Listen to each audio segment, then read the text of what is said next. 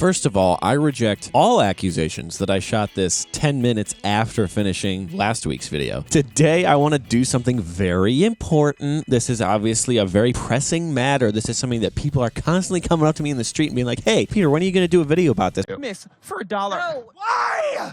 Because Which is, of course, talk about everyone's favorite superhero team, the Squadron Supreme. No, I'm just kidding. The Fantastic Four, obviously the most important superheroes of all time.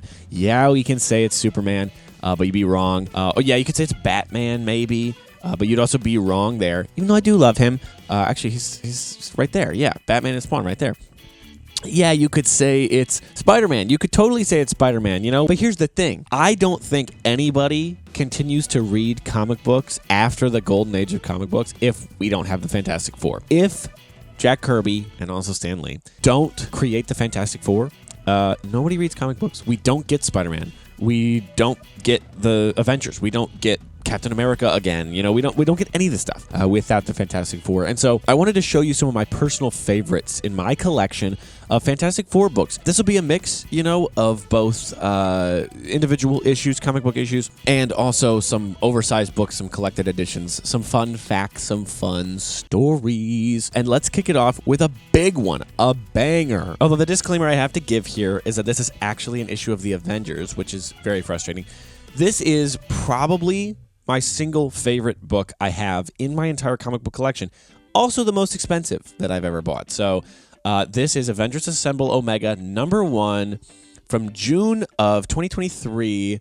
Alex Ross, Timeless Galactus variant signature edition. The signature edition is interesting to me. This is the only signature edition CGC book I own. Actually, the only signed graded book I own at all. I don't have any CBCS or PGX. I love this book so much. I pre-ordered it the minute it was announced. It was very expensive. I am thrilled beyond words to have it. And here's my reasons for having it, because I know I've talked on this channel many times about not caring about 9.8s, not caring about signatures being preserved or graded, right? I have a ton of signed books, but they're all just like in top loaders in a box, or they're hanging on my walls or whatever.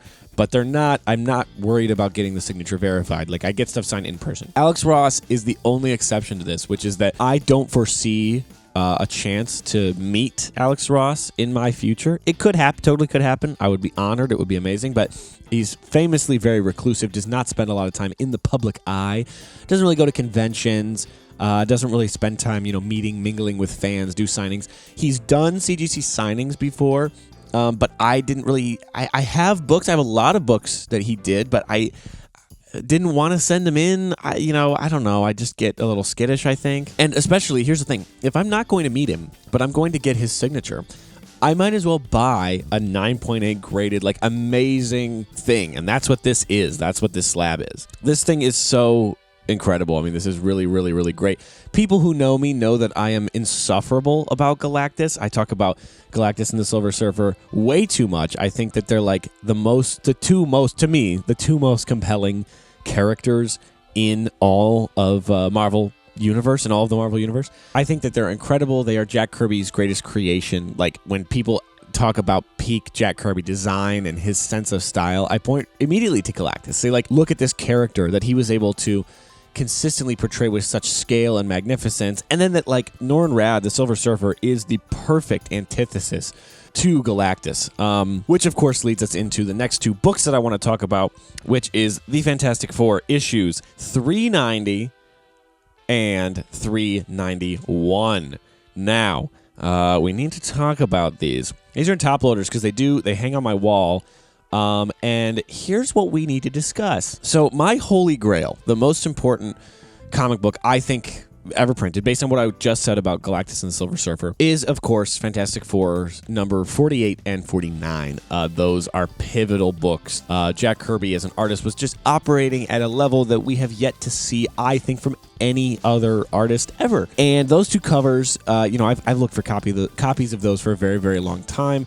I've thought about picking some up recently because I'm very worried that once the movie comes out in next year at some point, if Galactus and the Silver Surfer are in them, which we know the Surfer is, but if Galactus is in that movie, then those books are going to get insanely expensive, much more expensive, and maybe it would be worth it to buy now, but I just can't justify it. The prices are still way too high for my budget.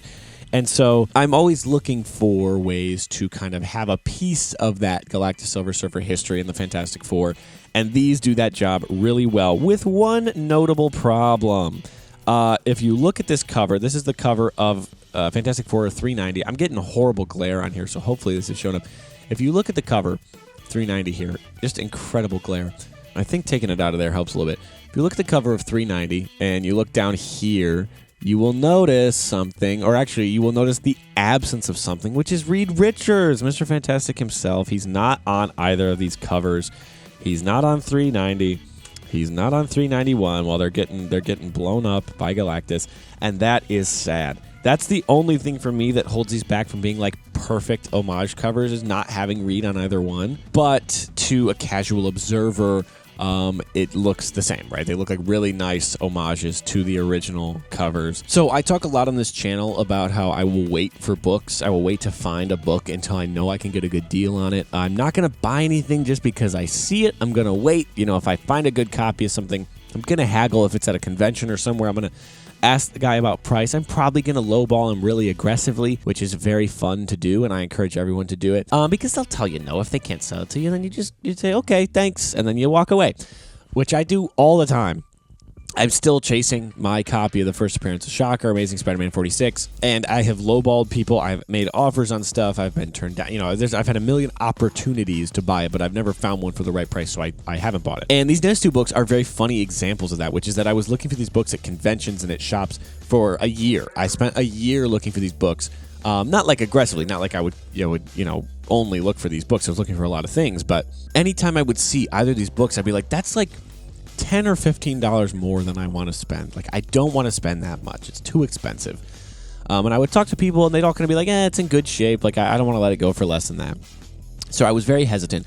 And then finally, within the last, couple months, and I might have talked about this in my video updating on my year in 2023 comics, but finally, I found both of them in back-to-back succession. The first is Marvel Treasury Edition number 2, oversized, the Fantastic Four, the fabulous Fantastic Four. Love this cover art. It's incredible. I'm going to take it out of the bag so that there's less glare. This is like a prized possession for me because it took so long to find this. I am obsessed. I'm in love with this artwork. One of my favorite things about these oversized books is we are so primed to see advertisements on the back of books. Even way, way back in comic books, the back of the book was an advertisement.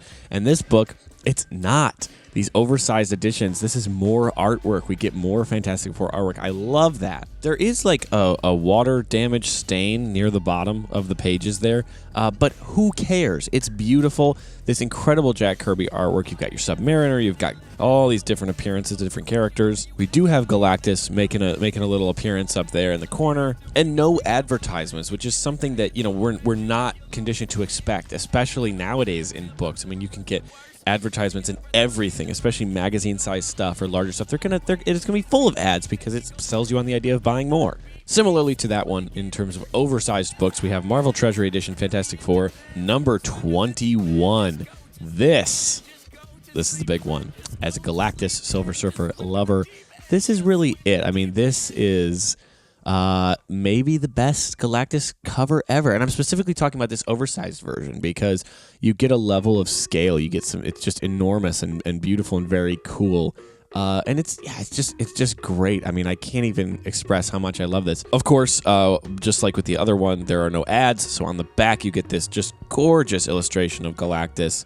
Along with the Surfer, there's plenty of other characters kind of popping up around here. And to think that something like this might cost like $30 or $40 if it was printed today, and it would have advertisements if it was a regular release.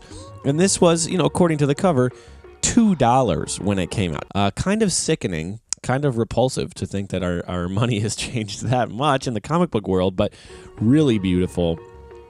Just one of my favorite things in my collection. Very proud to have it on display all the time in here. And very, very glad that I found it for, I mean, even better than the right price. Okay, briefly, before we get to the last book, I'll show you this one. I say briefly because not only did I already make a video about this, actually the first video on this channel was about this book, but if I get started on it, I will talk about it forever. And that is, of course, Fantastic Four Full Circle.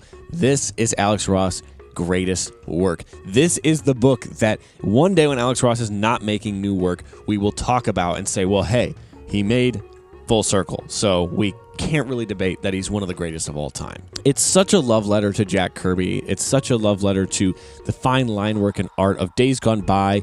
It's brilliant imagining of the Fantastic Four. It's really like, it's true to their characters while also having modern sensibilities about things like dialogue and design and the way that he presents the artwork and of course the coloring. I mean, is out of this world, both literally and figuratively. It's a really, really fantastic subversion of expectations because we think of the Fantastic Four a lot of times in really primary colors, really like straight down the middle, kind of nuclear family. They have their quirks, they have their gripes and complaints and bad times, but most of the time this is like a generally straightforward story of regular people.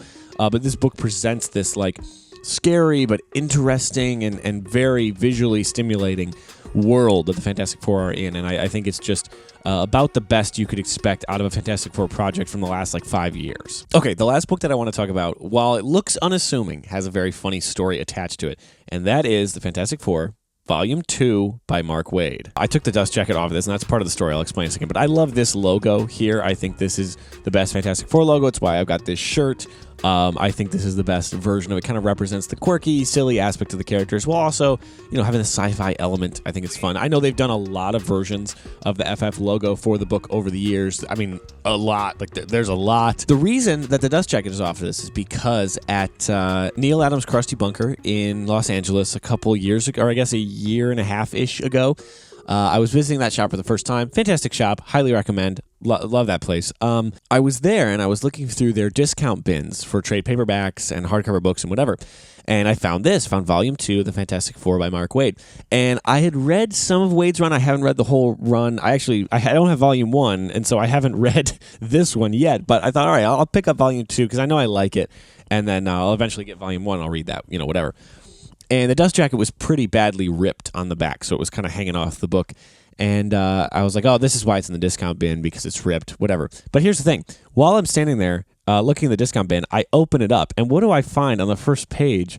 But Mark Waid's signature. Mark Waid signed this book. Now, you know me. I don't care about verifying signatures. It looks like Mark Waid's signature. What are the odds somebody forged it in the flyleaf of Volume 2 of his hardcover Fantastic Four run and then left it at the store? I mean, there's no real like incentive I can find or I can think of for why somebody would fake that signature. So I gotta just believe it's real. And also, it's for me. So if it's not real, you know, who cares? Still cool. And the book was extremely cheap. And I'm assuming that the shop didn't know that it was signed. And I did not say anything to the cashier because I was really hoping they weren't going to grab it and say, actually, that was a mistake. Let me price it for you based on the fact that it's signed. So I bought it, got it home, and now I'm very happy to have it. I like Waid's work. I like his Fantastic Four. I like the character designs during that era. I think they get a lot of flack for being a little bit more stylized, a little bit more absurd looking because it was just kind of that era of Marvel Comics. But I think they're cool and fun, and it's just a different take on the Fantastic Four. And so, yeah, very cool to have a signed hardcover with my favorite Fantastic Four logo on it that I have my shirt and it's signed. You know, it's just cool. So, fun story. Again, shout out to Neil Adams' Krusty Bunker, one of the best comic shops in LA.